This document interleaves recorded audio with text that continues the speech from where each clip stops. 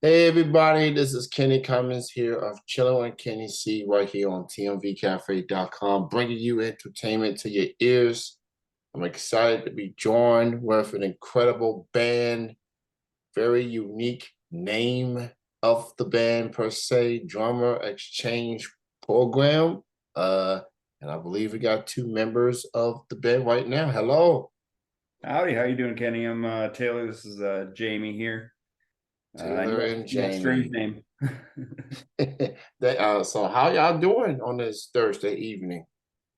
Can't complain, still do.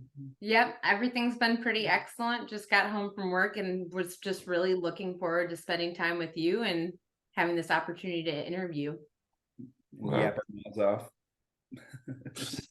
I appreciate you both taking the time. We'll go ahead and begin. So, how did this incredible band got together? How did drummer exchange program came about? So it's been almost 11 years in the making. I met Jamie back when we were just out of college, near the end of college, and we played in a different group for a few years. And we had started becoming partners at just about the time when the drummer and the bassist of that band went off and they started a pop punk project, which broke our hearts, and that's what started the whole drummer exchange program thing. Because after that, we kind of just kept going through drummers. The next one we had when we started the project up, basically, he moved to England to finish his jazz studies major, and that's where the name kind of came from. Instead of foreign exchange program, it's the drummer exchange program. And then actually, we played for about 5 or 6 years acoustic with no drummer. So it was a statement of irony for a good chunk of time. But yeah, it's been kind of a regular cascade of drummers till we found ourselves eventually in Nashville post pandemic, where we've landed some solid cats to play with, who've been very dependable and very awesome. In a nutshell, it's been 10 years in motion, and we're kind of just really getting our feet now, if you put it that way. A decade in the making, indeed. So sometimes being in a group, a duo, or band, it takes time to get the pieces together. It's kind of like a puzzle per se, like putting the pieces together, and definitely looks like I got everybody on board and y'all taking off. Y'all doing shows, you're doing music. And that's just what it boils down to. Just make sure everybody's on the same page and everything's starting to to work out very well. So I've heard some of the tracks that you guys have and Get and Lady has done. It has been incredible. I can always count on Derek Jones to give me some incredible musicians. I'm like, man, where do you find these talented people, man? Like, man, There's that's truth to incredible. that. He's put us with several other great bands for great gigs too. He does know where to find them, so we're just tickled to be one of his suggestions. Yeah, thank you. Thank you so much for all of your kind words, and it's really interesting that you are stating that we're kind of like finding our feet now. Like this is when we're really flourishing, and it seems like we just keep finding ourselves amongst these beautiful people, Derek being one of them. Of course, the artist Anastasia Elliott, somebody else who I am just like so happy to work side by side with.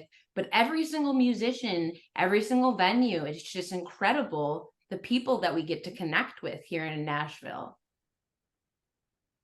Yes, indeed. So I've heard a lot of good things from indie musicians, local talent in Nashville. There's a lot of good talent out there.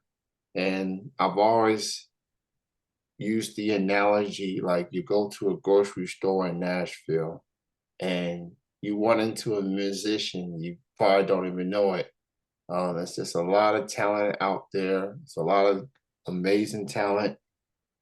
It's a huge sea of musicians, and it's hard for people to get these bookings to these venues and places and stuff. And obviously, But seeing that, you know, the variety of musicians, it's more than just country music. There's rock, there's pop, there's hip hop, there's alternative, Americana, all the genres you could think of. Nashville got it. You just gotta look for it. It's there. So that's 100%. so it's a lot of good talent there. So you both, you incredible band, have released a couple of tracks this year. You Only the Sun and Lucky. Both songs are available on the streaming platforms. I see that Lucky is the latest single, came out this past February. I definitely dig both tracks. I definitely been listening to them in the weeks leading up to this interview. I love Only the Sun. I definitely dig that one. Talk about the writing, putting together these songs, Only the Sun and Lucky. Okay, so Only the Sun is we've got songs. It's kind of like a chop shop. We've got basically a garage full of parts and parts that are partially composed into songs, and then songs that are kind of the whole package that we're ready to go. And we knew that when we hit Nashville running, you know, it was going to be kind of a chore to choose. Well, do we try and develop the material that's been developed the most already? Do we use this as an opportunity to write something totally fresh, or do we dig up some bones from before and try and build something out of it? And Only the Sun was an example of a song that the original elements of it were written, gosh, even back in near the end of high school for me. And it's seen various incarnations and various forms in the different projects that I've brought it to. But this was it finally being realized. And that was one of those songs where I could have just spent forever nitpicking at it and it would never have gotten out. And we finally were just like, nope, here we go. This one's going to be good enough. And thanks to Omnisound Studios, which actually they're unfortunately closing down this year. Like a lot of studios are struggling. But thanks to Omnisound and Josh Emens, because they did an excellent job producing that, helping produce that and mixing it.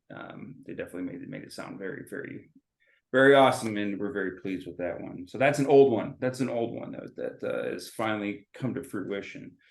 And then Josh did his magic with Lucky as well. And Lucky, lyrically and also musically, was something that came out of me as a piano ballad. And a lot of my writing back in the day, before I met the right person, was about a lot of broken hearts and a lot of disappointment that came my way. So Lucky is really a tribute to a really wonderful man who actually I still know today and is doing quite well and is married and has his own family. But just losing what you thought you had, and having that sensation of being alone. I think a lot of people have had that experience. So I was really excited to be able to share that.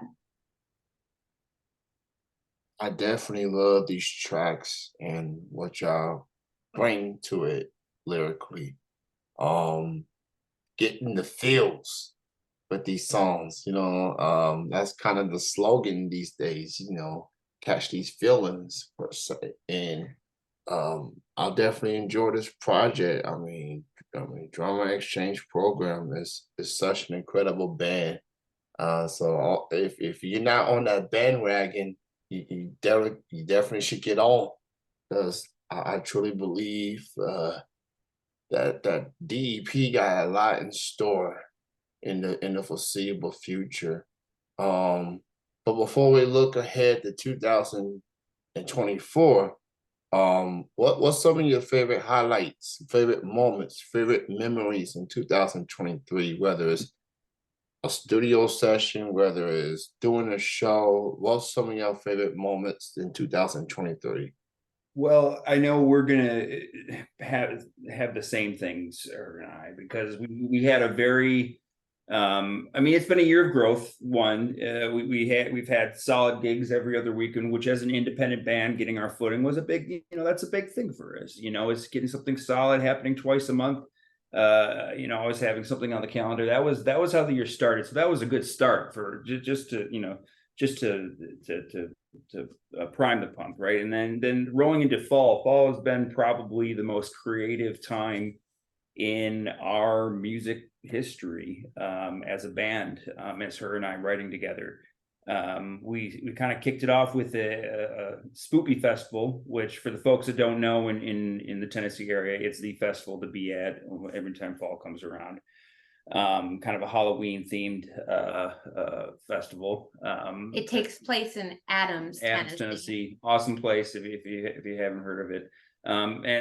Boy, just from there, it just kind of cascaded into a bunch of really wonderful writing sessions up at kind of a little cabin retreat that we discovered through some friends.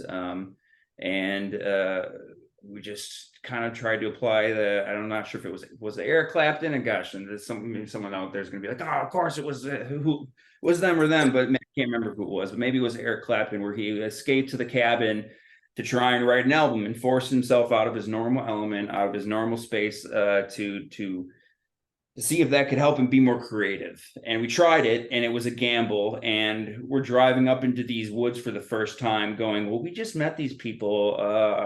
Is this how we die? Are we going to go to the woods and get murdered in a cabin? And what it was really a wonderful, nurturing environment where we just set up our gear and just let it flow. And when that was done, there was a fire and howling at the moon and washtub bass and all these kind of like cliches you think of when you think of Appalachia. We're from Wisconsin originally, right? So these are all things we've heard of in movies and TV and stuff. But when we actually got into the nitty gritty of it, it was a real authentic hill folk experience, I guess, is what we got. And through our times going up there, we've just been writing. Out of it, we've actually added a member to our band. One of the drummers who was basically filling in for us while our other drummer, has his regular day gig. She started coming out and jamming with us, and now she's going to be hopping on the band as an auxiliary percussion and synths and electronic elements for us. So yeah, it's just been a wonderful fall. We've got a lot of new material we're actively developing. And if everything goes well, there were some live tracks from that Spoopy Festival that we're working on maybe getting mixed and putting out as a live album. So yeah, it's just been an awesome fall. It's been really the best, the most creative time in our go at it, right? And along with all of that and all the I can't say enough about the incredible people that we've met and just formed these real relationships with. A couple of venues that we had an opportunity to play at really, really touched my heart. So one venue that I just love playing at is the East Room in Nashville. There's just something about that spot. The people who show up, they want to listen. And the bartenders and the people who are working the door are just the most delightful, wonderful intellects. And then also here in Murfreesboro, we have Hop Springs, which if you have not been to this venue, you have to check it out. The space is unbelievable. One of the biggest stages I've ever gotten to step on. And the person who's in charge, Matt, unbelievable, just incredible coordinator, wonderful guy. So yes, I 100% agree with everything Taylor said, but we've had some pretty cool shows as well. Man, I feel like with Nashville, with all these bars, these venues, it's kind of like a musical equivalent to Times Square in New York. There's just so many venues, so many places of all these different kinds of music. And it's like, you wish you can go to the mall, man. Like, I live in Lexington, Kentucky. We got music, we got venues here, but Nashville is it's like this big. It's that wide. So many options, and it's good that that people do. Nashville, they take pride in listeners and fans. They take pride in listening to musicians. I mean, it is Music City after all. You gotta live up to that, not just the artists, but people that want to listen to the music. So yeah, so drummer exchange program is joining me, Taylor and Jamie. representing this incredible band. Please support them. Please check them out. They got a lot in store in 2024.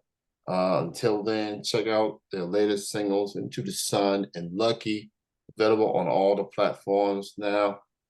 You've already mentioned on the previous question that you are working on some new music per se. Any timeline for the next or the future release as far as maybe the next single or maybe EP down the road? Yeah, so like I kind of had touched on a bit earlier, the festival that we played, Mhm. Spoopy Music Festival up in Adams, Tennessee. We got some soundboard multi-track from it, right? And basically what we're trying to suss out right now is are these tracks technically viable? Are there any clicks or pops we can't sort out? Anything we can't, didn't hear quite through our phones or through our car speakers, but is actually a problem in the mix. And actually kind of what we're just waiting on to kind of assess all that and see if it's something we're going to release is our engineer, Josh Siemens, who we were talking about, helped with Only the Sun and Lucky. He's wrapping up some projects with Omni Sound right now for their close, basically. So we've got them after New Year's, and at that point, we're hoping that when we dive into these tracks, we're going to have a live album out of it. There was a lot of, and has been a lot of back and forth of, well, how do we want to put out the next EP or the next album, right? Because it's been singles, and we've got an EP that actually will be removing soon. So anybody who's interested in hearing the old B tracks, hop on and listen to What Goes Around Drums Around, because that stuff won't stay up there much longer. But there's been a lot of back and forth on what's the right process for it, and I've seen a lot of DIY situations, and I've seen some studio situations, and I've seen how long those can take when we're left to vacillate over it and pick at all the parts. And if we're lucky, we might just get to do a live album and do it Frampton Comes Alive style for the debut album. Maybe we won't get lucky. Like I said, that's going to be assessed right after the New Year's. And if that's not the case, we will get into the studio and start actually working on an EP. With hopes of getting something else out by fall, if not this live show sooner. So if it's this live show, if the Spoopy Fest tracks are good, man, I'm excited, because then we're looking at something like March. Gotcha. So they got Long music. explanation, sorry. Yeah, absolutely, man. So here's a unique question. Now we all have our favorite musicians, influences per se. As far as you two in particular, who are some of your musical influences? Whether it pertains to the band or whether it's pertaining to y'all, what's your preference? Who's some of your musical influences? 100%. And I love that question. So Taylor and I are blessed to have our first favorite band be the same. We both just love Radiohead, everything that Tom New York has done. But we have a lot of different backgrounds amongst us as the band members. Taylor has a great background in the Grateful Dead and things that are a little bit more of the jam genre. I really like dark and deep and angry rock, industrial rock. I'm super into Nine Inch Nails. Some of my favorite vocalists, Maynard Keenan of Tool, but I also love Judy Garland, and I absolutely love everything that is music theater. And sometimes we've had some people approach us and recognize that and see like some of the theater that is intermixed in our alternative rock style. What are some other ones that you would mention for not just us, but for the other band members? Well, I've got a few more to add to us, and then I can definitely go into Coop's whole thing, because he's got some crazy ones. Cool, and that's what also makes us unique, is that we've got a melting pot, right? Jamie and I are big into Incubus. That's always been a massive one. And a band that I feel like, man, they're the greatest band that no one in America has heard of. And that's the Tragically Hip. They were this massive band in Canada for, almost 30 years. Like it was their Beatles, right? And they just never really caught on big over here. But there's just and I kind of rediscovered them recently, forgot how great they were, and just recently dived back in, and I'm just falling in love all over again. But there's just an honestness to it about it, and almost all their songs are some weird story from Canada or a World War II story, or anything you can think of. But it's really some hauntingly beautiful music, and it's just bare bones, straight to the point. But that gives me the feels. That band is what I'm really currently vibing on. And then Cooper, our drummer, he's into he wasn't raised with, like a lot of kids in America were, on the classics, whether that's everything from classic rock to Ray Charles, to whatever. He wasn't raised on any of that. He was raised on Weird Al and classical music. And so he's actually very into prog rock. And when he heard Dream Theater for the first time, he was like, "Oh, this is drumming. No, I get it." And from there, it was the wheels were in motion. And yeah, he's quite the shredder, I think, because of it. But yeah, I think him can be summed up in Weird Al and Dream Theater, which can tell you he's kind of a strange guy, but we love the living daylights out of him. And actually Jesse, our bassist, he's very much into a lot of the 90s grunge alternative rock, things like Radiohead, Rage Against the Machine, things like Tool, And most of our band members have a bit of a affinity for System of a Down as well. I think I'm the odd one out there. Yeah. I'm the odd one out there. So it's definitely a juxtaposition for sure. So let me say, I like Radiohead and Incubus. I think I first heard of Incubus through a TV show called Total Request Live. Carson Daly, that era, long before he did The Voice. Yeah. So Radiohead, I've been listening to them for a long time. Still a fan of theirs to this day. Man, I love System of a Down. Like, yeah, I love System of a Down. Like their energy is contagious. You just can't say enough about it. And of course, Rage Against the Machine, man, like they speak what they feel, man. Unapologetic too. Zach De La Rocha, like with the dreadlocks, like that's people will never understand those 80s and 90s era, man. Like the 90s especially, like that's one of the best decades in music history. Look, I've been living since the 80s per se, and I really started to catch on the 90s and then MTV and all this other stuff. Of course, Will Al Yankovic, that's the king of parodies. If you saw had a parody by Will Al, you got a hit song. That's right. That's almost like winning a Grammy or all the awards. Like, cause this dude, nobody's hit song was safe. If you had a hit song and Will Al digs it, he gonna do the parody thing and he gonna knock it out the park, right? I got the privilege of seeing Will Al a couple of years ago, and all the songs, all the parodies. Of course, he was more than just doing parodies of people's songs. He had his own original parodies too. I think that gets lost about him as his original parodies. It's very, very entertaining. So go listen to Will Al if you haven't already. He's great. He's awesome. Before I let y'all go ahead and promote your social media. Where can people find Drummer Exchange program and social media?